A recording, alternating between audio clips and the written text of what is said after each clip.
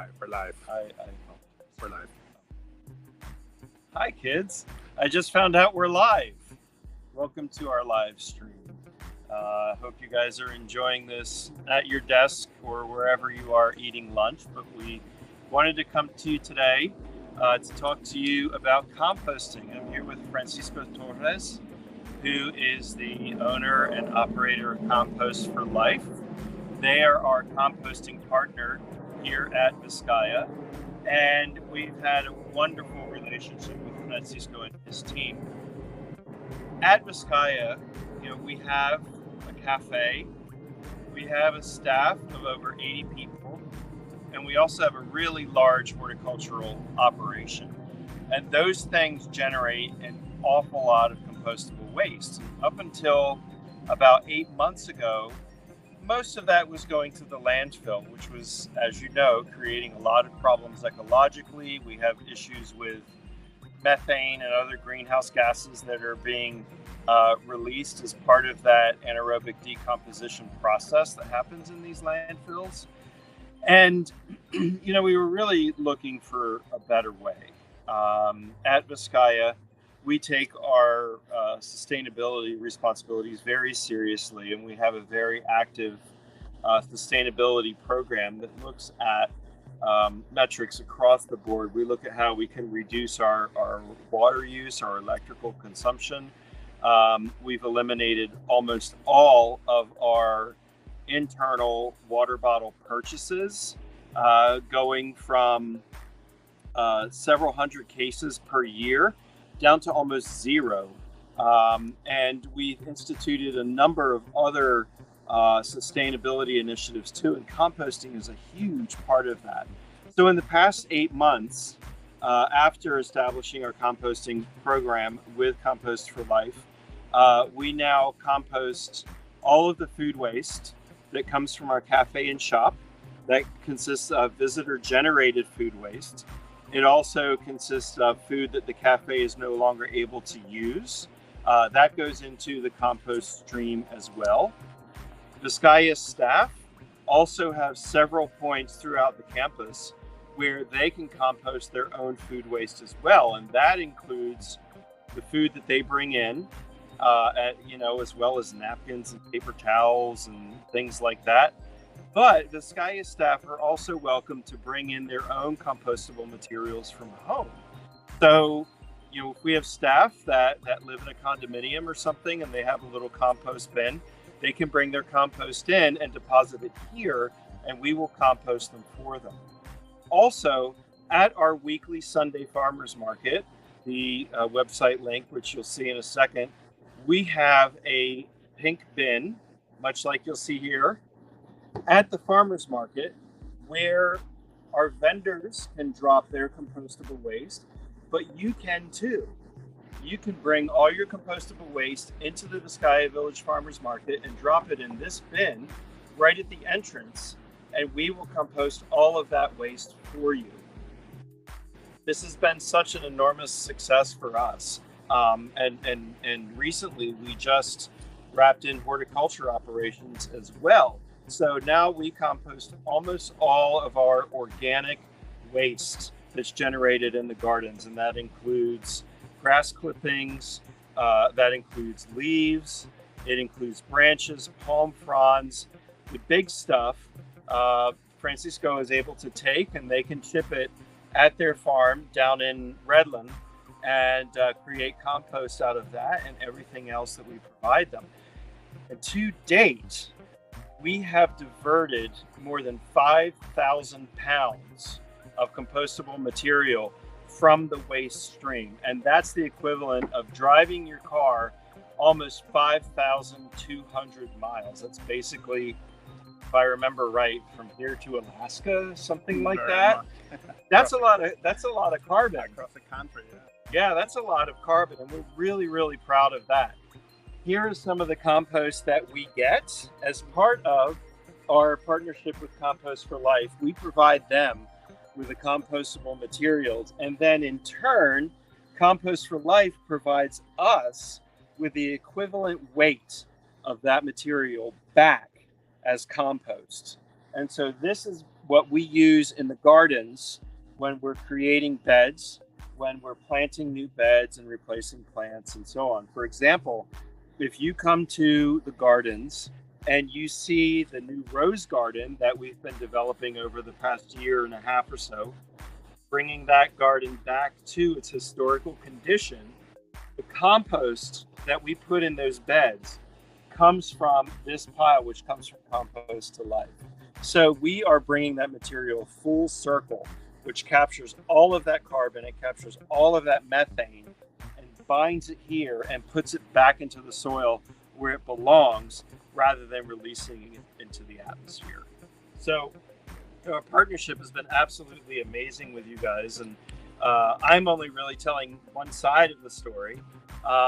Francisco can tell you guys the other side of the story, like what actually goes on when you compost and how you guys compost, and just how your operation works. And it's cool because not only do you do commercial stuff like us, Vizcaya, and restaurants, but you also do a residential program too. Yes. Well, no, thank you, Ian, and hello everyone. I'm so grateful to be here and share this live stream with you. We are almost 2 years since we started our operations, and Vizcaya has been a wonderful partner. And Compost for Life is really a community initiative. Our purpose is do the right thing for the environment and honor natural cycles, like in this case, composting is. So we are here every week, okay?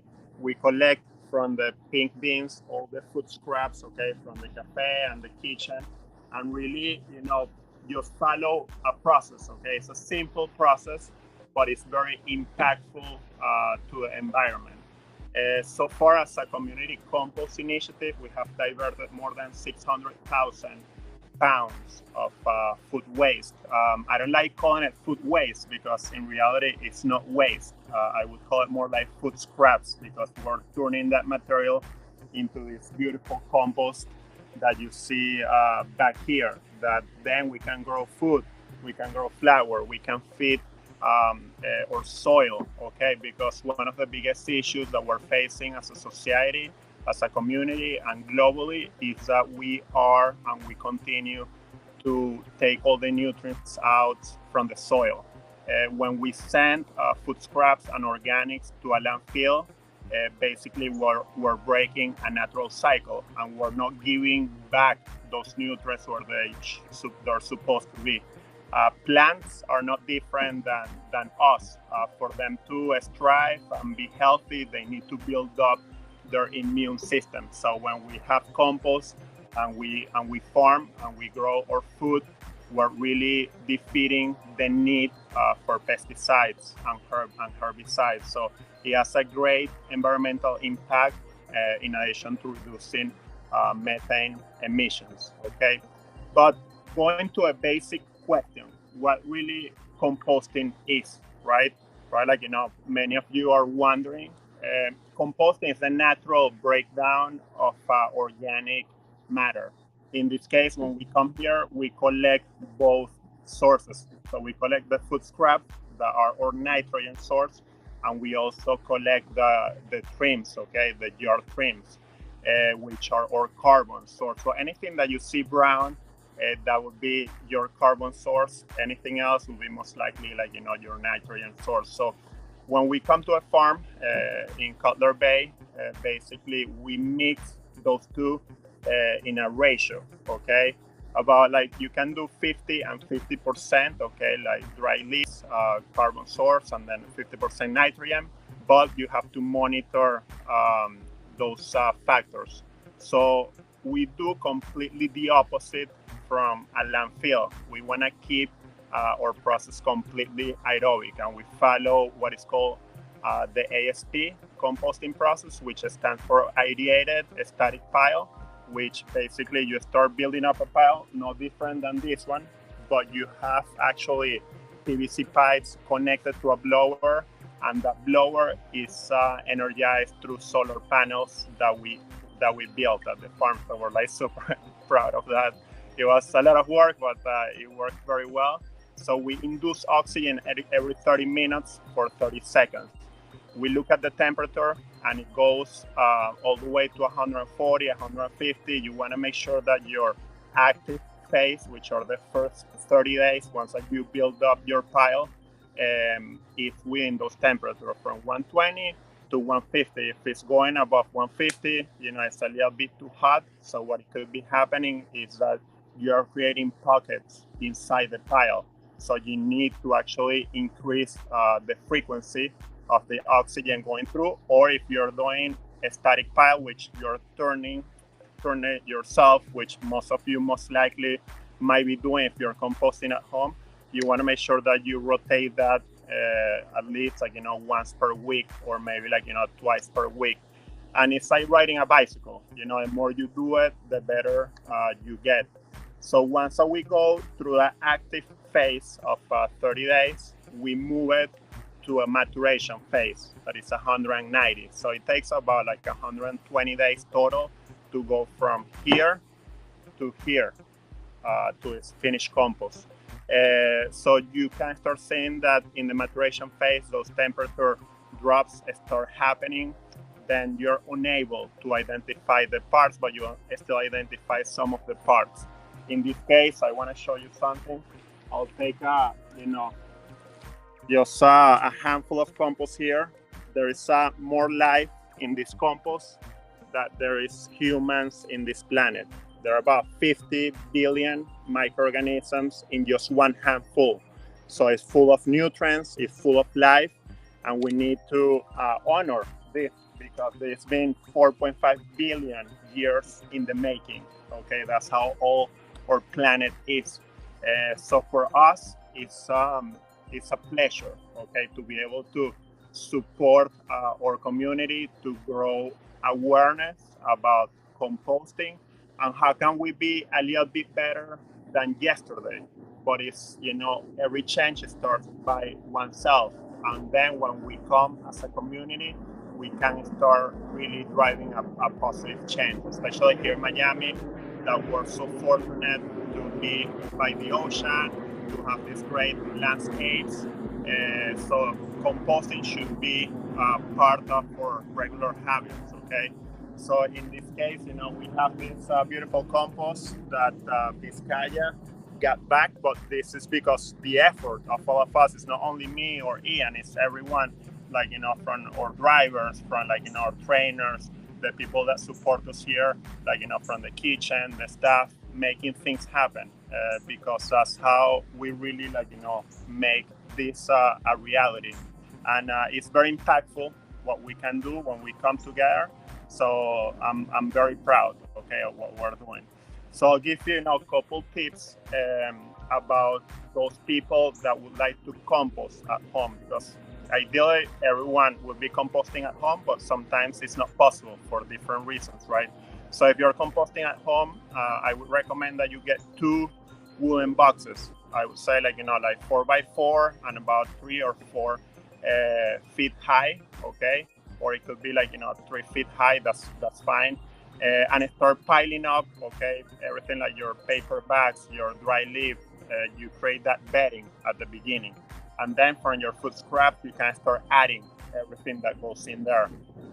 In our case, we accept coffee grounds, we accept eggshells, we accept veggies, fruits, pasta, rice, tea bags, napkins, compostable items that are rated for backyard composting. We don't take any type of animal proteins, even though that they are compostable. We want to limit the pest activity in our farm, okay? So that's one of the things, we don't accept meat, but it's compostable, but we just want to keep it as clean as possible, okay?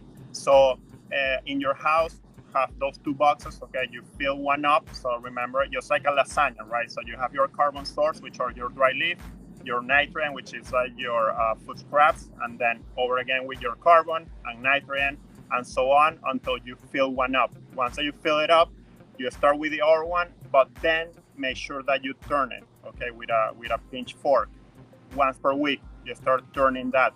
For compost, it's necessary volume, okay? So maybe you can tell one of your neighbors, hey, can I have your food scraps? Little by little, you see how you start seeing the material starts breaking down, you lose about 50% of the volume. So it's gonna take you a while before you fill up one of those boxes. For those of you that would like to compost but don't have the time or the space, we provide a service for residential as well, where we provide you a 5-gallon container. You fill that one up, and then we come every week and we pick it up.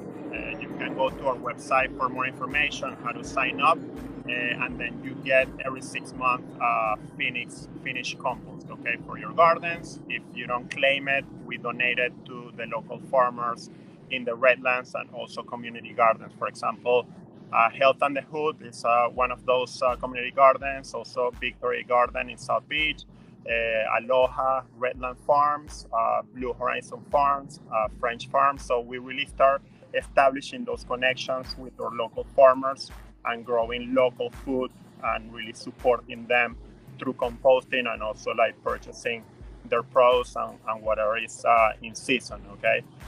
So for us, we're very thankful for the community that we have created and what we're doing. But with that, I really wanted to, open it up for maybe like, Q&A, so we can answer, some of the questions that you may have now. I also just wanted to say super quick, we're looking forward to expanding our relationship with Compost for Life even more over the coming year. In the next 6 months, we will actually be composting food waste that's generated from our events. And sorry, I use the term food waste. I shouldn't use that. But the extra food that would otherwise get thrown away at our rental events will be collected and composted as well, which will take even more out of the waste stream. So we're super excited about that.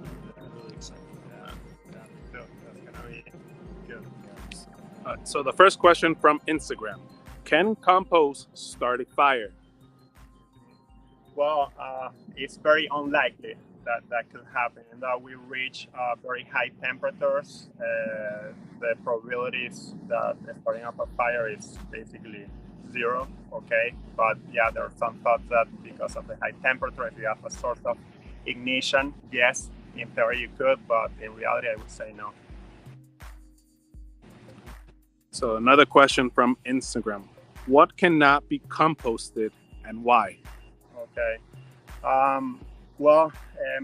When you look at processed foods, oils, greases, fats, we don't take it because that will not naturally compost. So that will either start putrefacting the compost. It would be causing delays, and it's just not part of a natural process.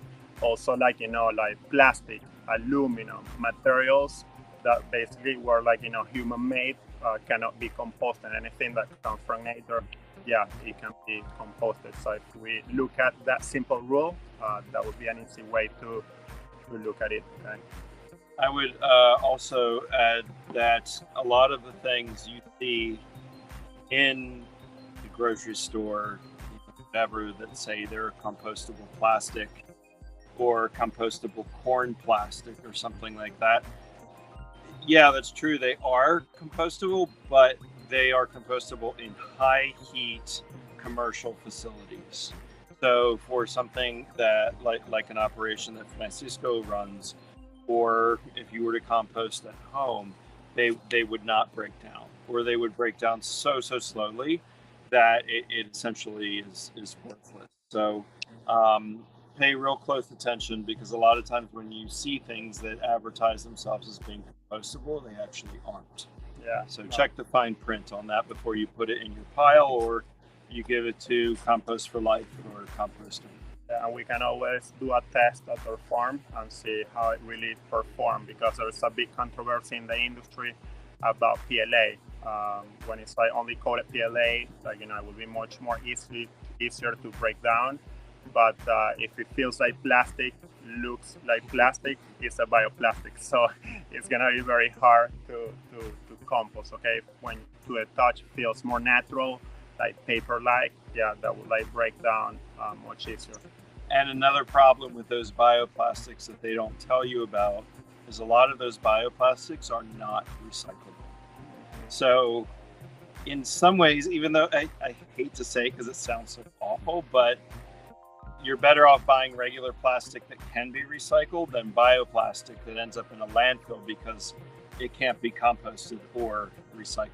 Yeah, well, and it's that's such an interesting point because if you take a lettuce, okay, and you send it to a landfill, when it goes through anaerobic conditions, that lettuce could last there for more than 8 years, taking up space because literally you have no oxidation taking place, no oxygen going through. So it's no different that if you purchase a compostable item and you don't compost it and send it to a landfill, it's basically the same. You know, sending it to a landfill where you're not making it back into rich soil. Question number 3. What are different types of compost for different purposes or type of plants? Yeah, so that gets a little bit more on the technical side. There are multiple types of compost. Okay, one of the things that is very important is to understand your soil biology. Okay, having the right nutrients, having the right ecosystem there. With that, you need the help of a microscope and really understand, like, you know, how much bacteria you have, how much nematodes you have in the compost, fungi. Those are critical aspects of the soil biology. So depending on what you want to grow, definitely, like, you know, you need a balance in order to have the best harvest. Okay, but it could be done in a complete natural way. Okay, so that's the great news. From a horticultural perspective, we're a little less technical than you guys on the production end. Compost for us, compost is compost. You know, it's going to have the nutrients and microorganisms and bacteria and beneficial fungi that the plants want and need to do really well. But to Francisco's point, you can't just dump the compost into the soil and expect it to work. You need to be considerate about what's in the compost, how decomposed it is, and what kind of soil you're working with. You know, I think compost addition in soil is great pretty much, you know, no matter what soil you're working with, but there are plants that do have specific preferences in terms of soil. So if you have a plant that likes a soil that's a little lower in nutrients and drier or coarser, adding compost to that soil is not necessarily going to help the plants. If you have soil that's very, very heavy in organic matter and it doesn't drain well, adding compost may not necessarily help that situation. You may need to add sand or something else. So, you know, you don't, from a horticultural perspective, you don't need to get quite as technical, but you do need to think about what's in your compost, how well decomposed it is, and what kind of soil it's going into and what kind of plant is going to benefit from that compost. This is probably more of a consideration, I think, for home composters than for you guys with your operation that's designed to really get the temperatures up. But when you home compost, such as what I do, you know, the temperature usually doesn't get as high, just because, you know, for various factors, it's harder for you to get a complete balance of stuff to put in there. You know, we're not doing this on a regular basis and so on. So the temperatures usually don't get as high as they would in a professional operation like Francisco. So when you're putting plant material in that compost biome, you need to be very careful that material doesn't have any pathogens in it. So no pests, no diseases, none of those other things. And finally, if you've treated that plant material with pesticides or fungicides or anything like that, that needs to stay out of your compost, because a lot of those materials are petrochemical based and they don't break down very well. But in addition to that, those toxins in your compost are going to slow down the decomposition process because they're toxic to a lot of the organisms and microbiota that are in the compost. So, no, and that's a great point, because one thing to monitor, especially at the beginning on the active phase, you want to elevate the temperature. The way you elevate it is by volume, and having enough volume. You want to reach at least 130 degrees Fahrenheit for 3 days, because that will kill pathogens that you could have in your compost. Okay. If I don't want to contradict you. I don't want to sound like that, but for me, I'm a really sloppy composter. I just throw everything on the pile and just let it break down, and it does. It makes beautiful compost, but it's not. How can I put this?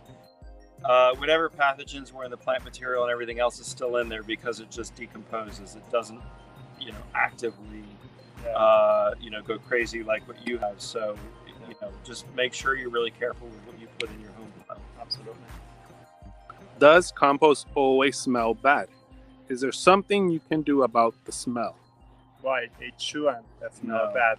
No, right? It shouldn't. So we need to look at what you're adding there, So one of the reasons we prevent or we don't take animal protein because you can start putrefacting the compost, but also you need to monitor how humid it is. Yeah.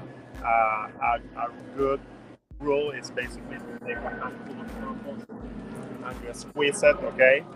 Like if you get 1 or 2 drops, basically, it's telling you that you're about 60% of humidity, okay? That's what we're targeting.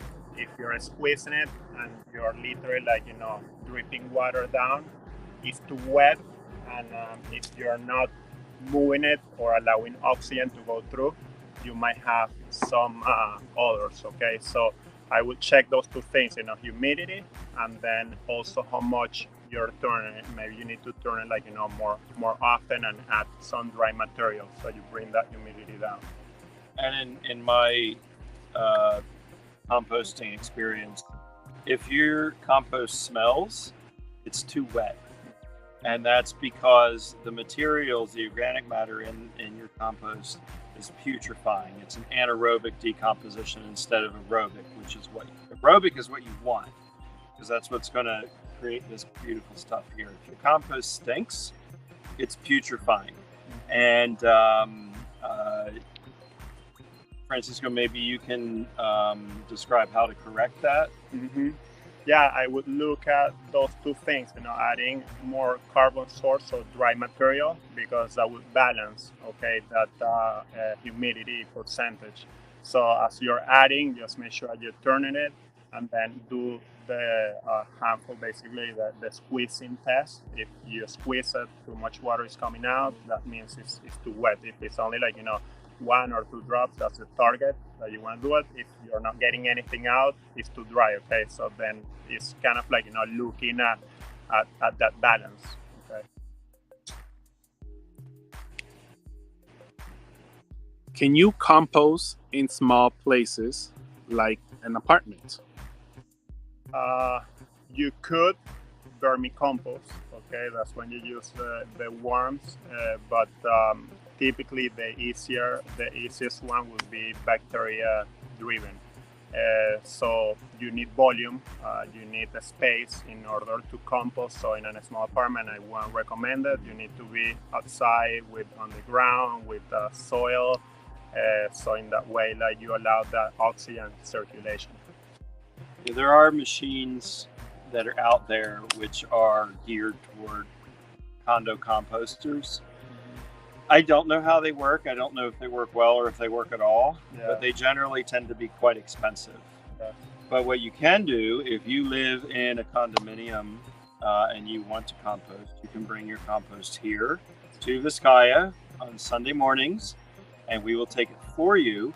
Or you can sign up for Francisco's program. He has small buckets for his residential program that you can put your stuff in, and they'll collect it for you and then bring the compost back, right? Yeah, and we make it very affordable. It starts at really $19.99 per month, and we come every other week to collect it. And yeah, it's very easy. We basically do the hard work for you, and then you get the compost back, and then you also have access to a portal where you see your individual impact into environment. Okay, so that's very rewarding to see how we can, you know, each of us start really contributing in a positive way. Great. Well, it doesn't look like we have any other questions, so wanted to thank you guys for sharing your lunchtime with us. Hopefully you didn't drip any food on your shirts like I tend to do when I eat at my desk. And thank you, Francisco, for coming. We're so grateful and happy to be working with you guys, and we're grateful this composting program has been such a huge success. And you guys can do this too. It's super easy. Just go to compostforlifemiami.com and you'll find everything you need there to sign up. Also, we have a link on our website to a informational document produced by Francisco that delineates a lot of these steps that we talked about today. And if you would, of course, like to help us with any of our horticultural activities, you can go to vizcaya.org and sign up as a volunteer there, and we would absolutely love to have you. Thanks, and enjoy the rest of your day. Yeah, thank you. Yeah, thank you.